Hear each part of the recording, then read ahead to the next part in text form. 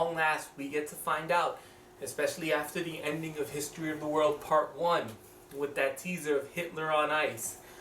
Is Hitler a funny guy? Well, based on a screenplay by and directed by Taika Waititi, let's find out with Jojo Rabbit.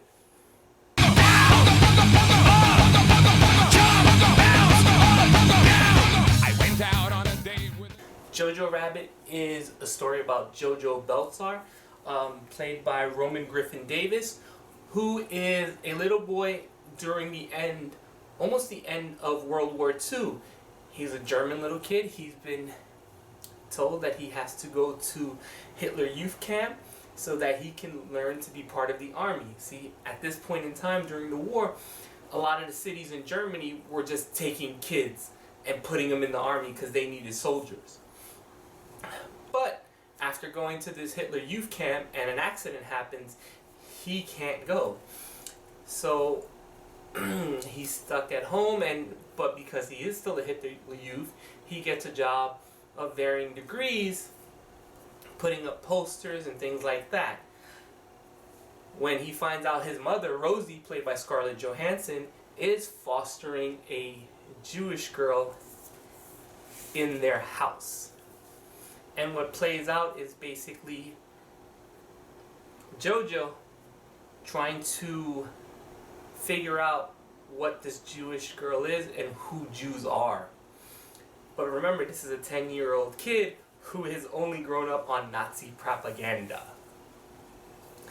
Oh, and by the way, let's not forget, he has an imaginary friend. His imaginary friend is Hitler, who's also played by Taika Waititi. This is a pretty hilarious movie, in all honesty. Especially once you get to the second half and you realize that Hitler is a metaphor for Jojo.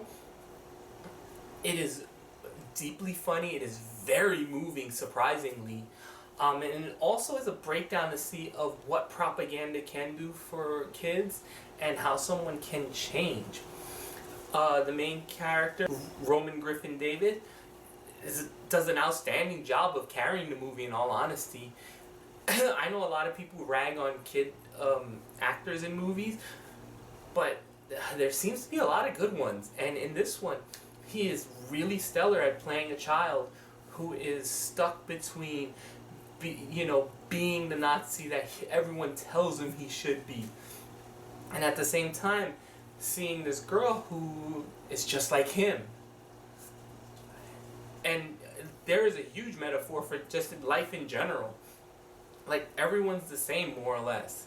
Some of us have different colored skin, some of us talk different, but at the end of the day, we're all human. And Jojo starts to learn that slowly. And he has a very interesting rapport with Elsa, who is the Jewish girl played by Tamash McKenzie. And even she's very charming in her way that she's manipulating Jojo. Jojo believes that, and he's being taught that, these Jewish people, they have superpowers, they're evil, they're made from the devil. And Elsa just kind of plays with him and it just feeds into his machinations of what Jewish people are, which plays out kind of hilariously a lot of the time because Jojo's taking it so seriously, but you know that Elsa's completely laughing at him at how hard-headed he is. And there are a couple of scenes where she says it, but he's a little kid, he doesn't know that he's being messed with yet. Scarlett Johansson is really good in this. She is charming. She comes off very motherly, but at the same time, there is something else going on with her. There's a wonderful scene that she was in, the dinner scene, where by the end of it, she's playing two people. I'm not going to say how it plays out. It is rather wonderful and sweet. And that's a lot of this movie. It is wonderful and sweet. Taika Waititi's in this. He plays Hitler. And I like his progression, especially once you get the metaphor. But it is kind of hilarious to see this guy play Hitler, like, in a totally funny way. Like, there are nuggets of, like, oh, I see what he's trying to do.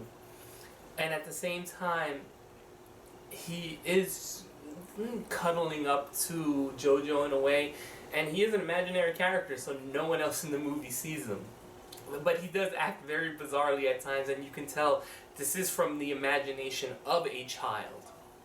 When you see the movie, and there's a hint of it in the trailer, I won't say where, that kind of shows this off. Sam Rockwell is in this.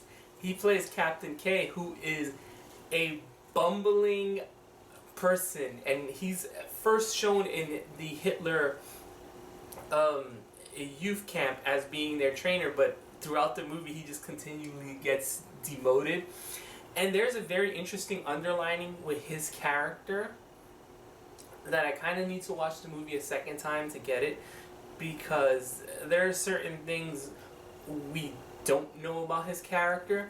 There's another character, a little kid by the name of Yorkie, who is Jojo's best friend, and I really enjoyed him. He is this like chubby little round kid with glasses on. He is absolutely adorable, and every scene he's in with Jojo, I heard my audience just cry out going, "Aww." And he is that adorable.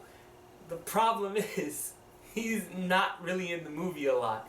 He's in the movie, I think about 80% to 75% of his scenes are kind of in the trailer.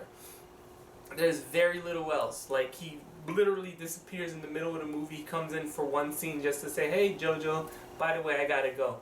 Because the reason he's gone for most of the movie is he didn't get kicked out of Hitler Youth. He got promoted to joining the army.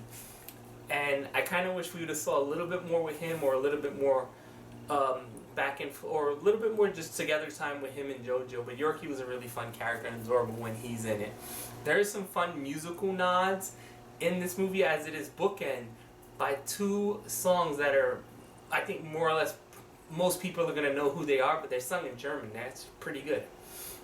If there's anything I wanted to say short-sighted about this movie or bad about this movie, I would have to say I really wanted to know more about Sam Rockwell's character, because there are parts of there's a connection between him and Rosie, who is Scarlett Johansson's character, but it's never made really clear other than that he's the teacher for Jojo. So I was just left wondering, especially during a scene later on with the Gestapo, like, you were sitting there going, why is he doing his certain actions? Like, at the end of the movie, when he does a certain thing, you get it, but I never felt the connective tissue between them. Also, like I said, Yorkie, he's so adorable when he is in it. Like, I kind of felt bad that he's, like, not in the movie, and, like, most of his scenes are in the trailer. Other than that, there's not much bad to say about this. I know a lot of people are probably gonna complain, oh, they're taking a too light look at World War II and what was going on with the Jews, or the fact that a lot of the Jews are being made fun of. But I think it works in, like, the All in the Family way, where you know Archie's a racist, but you don't take him seriously because everyone's laughing at him because he's the dumbest person in the room. Elsa, the Jewish girl, she's obviously very much smarter than Jojo. So when he's spouting off, or when she's telling him and he's believing that Jews have mind, or they have telepathic powers, or they sleep upside down like bats, it is a wink at the audience. This isn't what the creators of the movie feel that Jews are. This isn't what we really think about anyone. This is through the eyes of the German party, because this is taking place during Germany, during the Nazis' stranglehold on this town, but it is also the end of the war when they start to lose. I really did enjoy how the progression of Hitler went and exactly what it meant to Jojo. That was a fun little thing. If I have to rate this movie, I'm going to give it a 9.7. This is really good. Easily one of the top 5 of the year. And this is something that I think everyone should see. Yes, it's going to have its naysayers. Oh my God, what about all those the Jewish people that died? This is a story about one little kid and one about, I think she's a teenage girl. She should be around 14, 15. So they did a good job, and this is a satire of racism and how things can change. Really sweet. I laughed a lot. I laughed a lot. There are some lines where I completely missed. So this is a lot of fun. It's only opening up at 5 theaters this weekend. It goes wide in November. If you have a chance, go out of your way to see Jojo Rabbit. But just one for the stick.